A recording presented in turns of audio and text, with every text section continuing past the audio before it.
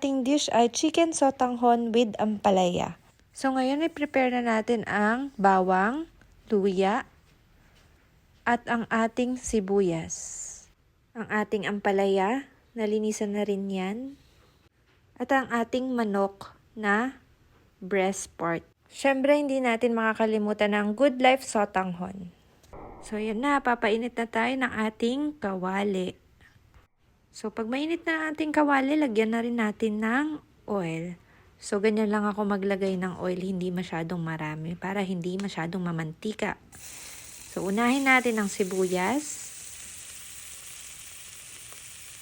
Pagkatapos ng sibuyas, ilagay na rin natin yung luya. At isunod na rin natin ang bawang. After nun, halu-haluin lang natin hanggang magisa siya. Tapos ilalagay na natin yung ating chicken breast. So ayan, nalagay lang natin ng ganyan. Haluin lang natin. Tapos lalagyan na natin ng salt at paminta. So yung nilagay ko dito is pamintang buo. So, ayan, halu-haluin lang natin para makalat ang ating salt and pepper. Tapos, tatakpan muna natin siya ng ganyan. So, ayan. Kapag ganyan nang nagsasabaw siya, so, magandang sign yan na nagigisa na ng mabuti yung ating manok. So, hintayin lang natin na mawala yun. So, pag ganito na siya, mantika na lang niya yung naiiwan. So, ayan. Ibig sabihin, nagisa na siya. So, haluin lang natin.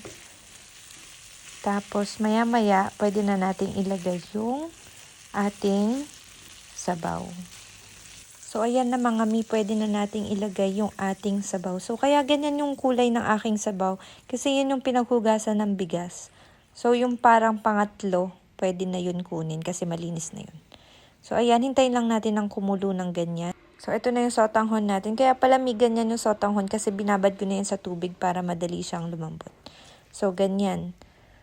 Yan, lagay na natin yung ating sotanghon dito sa ating kumukulong sabaw. Tapos, hintayin lang natin na lumambot ng ganyan. Pag ganyan na yung itsura ng sotanghon, pwede na natin ilagay yung ampalaya. So, ayan na. Ilalagay na natin ang ampalaya. So, isang tip dito mga mi, huwag nyo siyang hahaluin para hindi siya masyadong pumait. So, takpan nyo lang muna siya na hayaan siyang kumulo.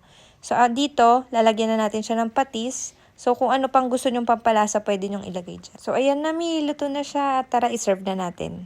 Ito na mga mi, chicken sotanghon with ampalaya. Thank you for watching. Bye!